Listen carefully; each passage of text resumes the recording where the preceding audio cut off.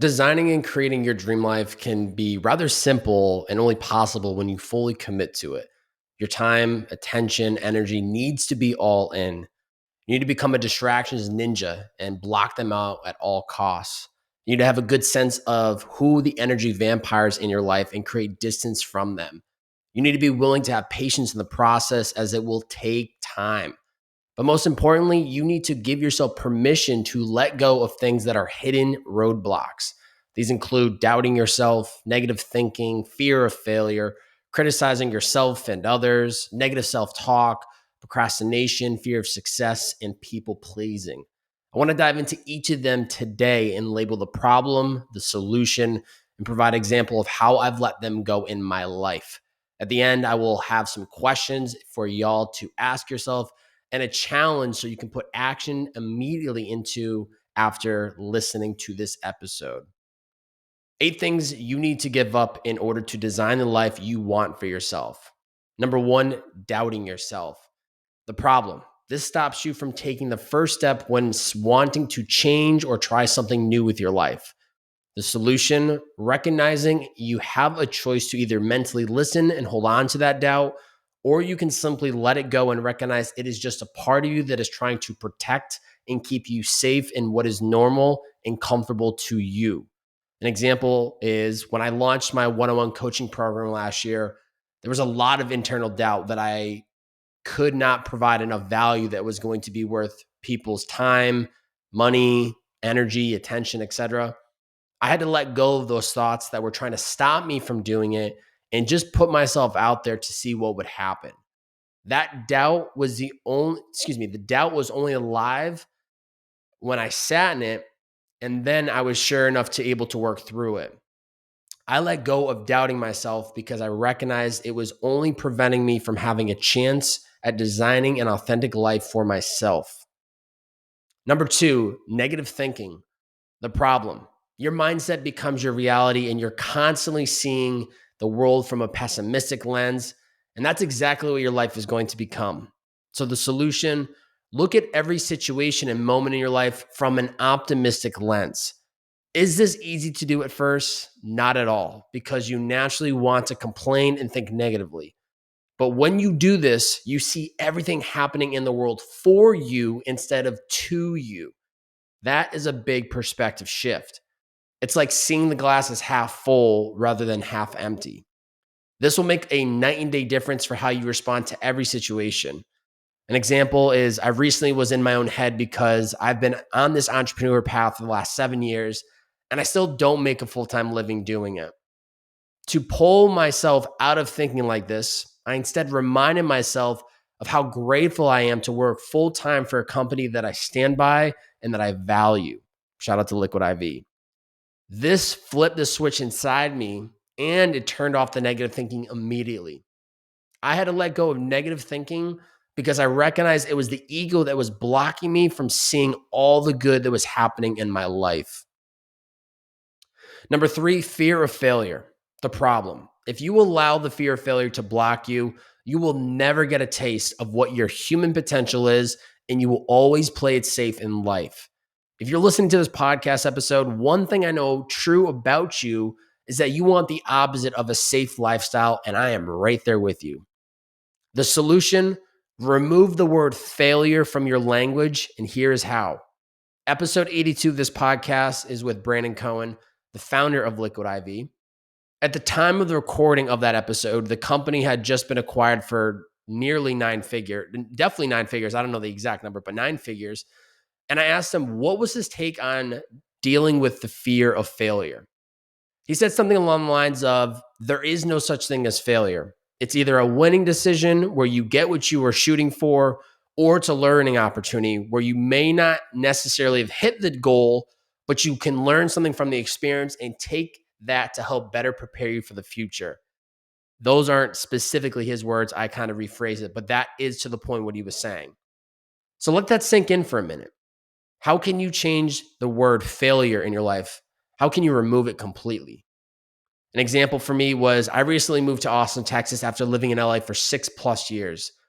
Biggest question that came up, will I regret making this move? Will I hate it? Will it be a failure and a waste of time across the board? I shouldn't have used the word failure because, as I said, shouldn't even be part of my vocabulary at this point. And it's natural for that to come up for anyone making a move to a new city. But what I kept reminding myself is the only way to find out is by going for it. And if it doesn't work out, I can live the rest of my life knowing I at least went for it and I'll make the next pivot accordingly. It can't be a failure when something will be learned from the experience. It's important to remember that nobody has the perfect blueprint ahead of time. They write it as they go. I let go of the fear of failure because I saw every decision, moment, and opportunity as a winning or learning opportunity. Number 4, criticizing myself and others. The problem. You either get caught up beating yourself up, which is similar to the negative thinking, or your energy is spent criticizing others from a pessimistic lens. The solution. If you're going to criticize yourself, it has to be constructive and from a place of, I know I fell short on X, and I'm aware and recognize that I can and will do better in the future by doing Y. Part 2 is try to spend 0% of your energy or time criticizing other people because it has a 0% return on investment. Honestly, though, what do you get from criticizing others? Absolutely nothing. Nothing at all. So, an example, similar to what I shared earlier about getting in my own head, about not being able to provide for myself full time on my skills just yet, instead of beating myself up, I remind myself of everything I am doing right. And I look for the ways to improve what I'm already doing. And part 2 example is I may see someone doing something from afar that I have an opinion on. And unless they ask it unless they ask it from me, why am I going to go out of my way to share it? Not only did they not ask for it, but once again, it's my time and energy I'm spending on them rather than myself. I let go of criticizing myself and others because I saw it as a waste of time and energy. Number 5, negative self-talk. The problem. The most influential person is the person in your head. And when you speak badly about yourself, you are influenced away from creating and living the life that you want for yourself. The solution. Become your biggest hype man or hype woman. Speak positively and optimistically about and to yourself. Cheer yourself on when you need it the most. This will make a difference.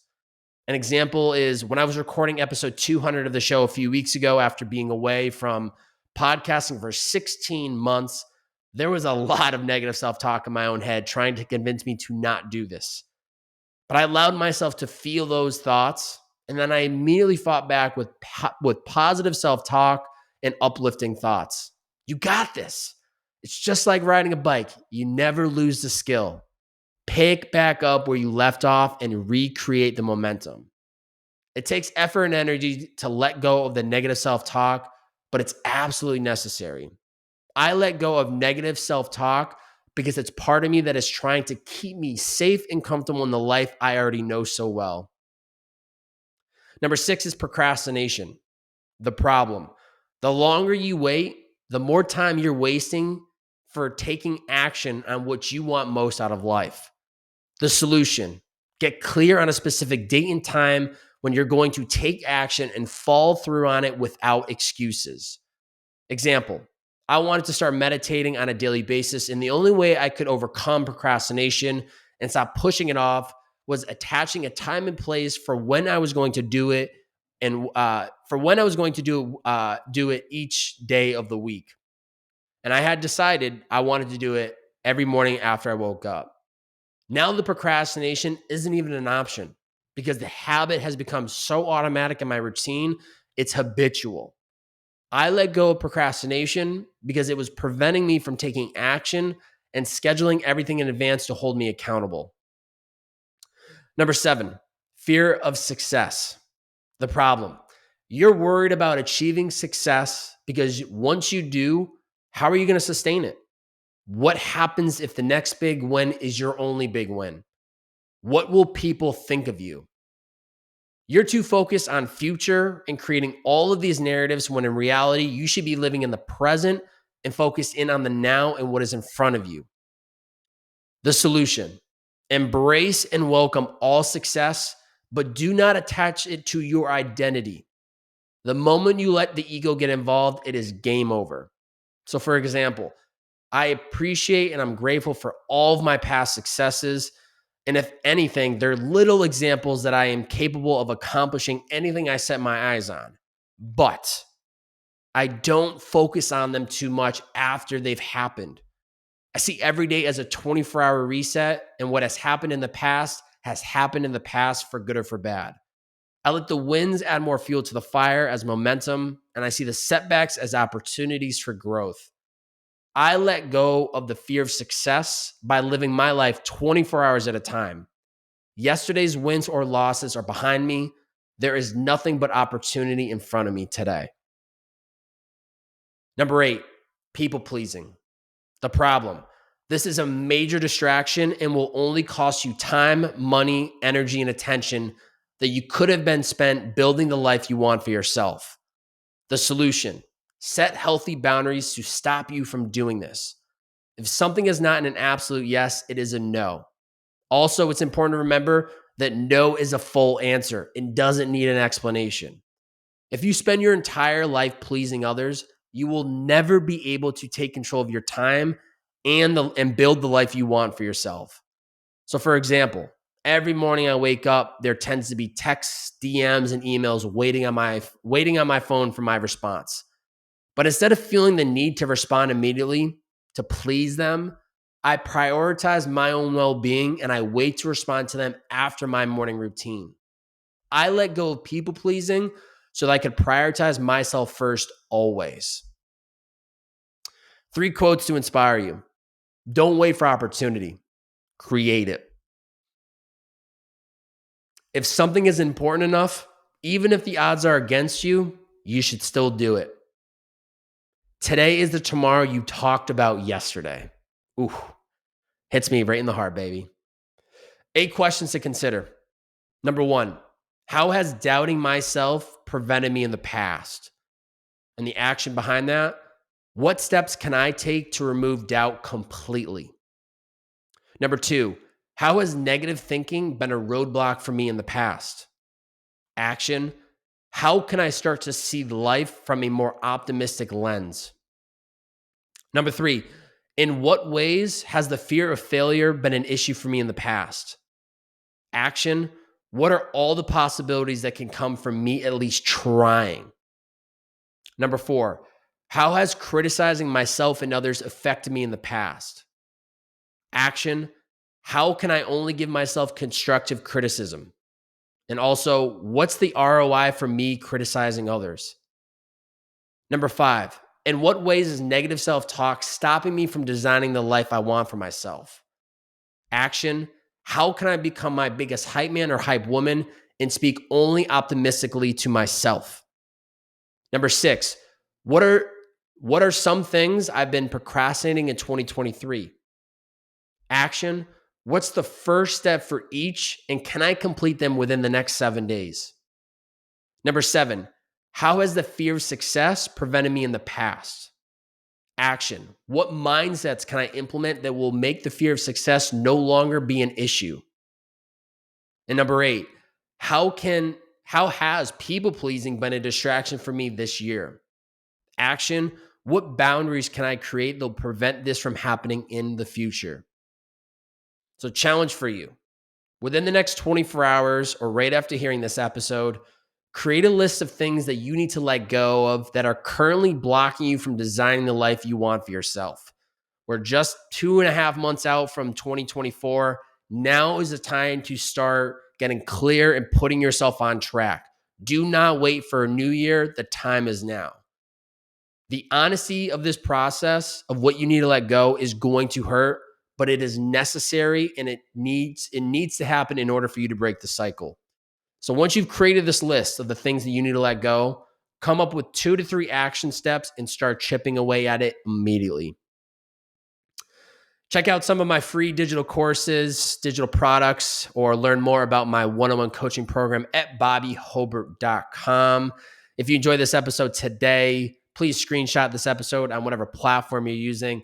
Share it to your IG. Tag me at Bob-A. That's B-O, 3 B's, 4 A's, and Y. Share it out with your community. It's the best way to grow this show, and I really, really appreciate it.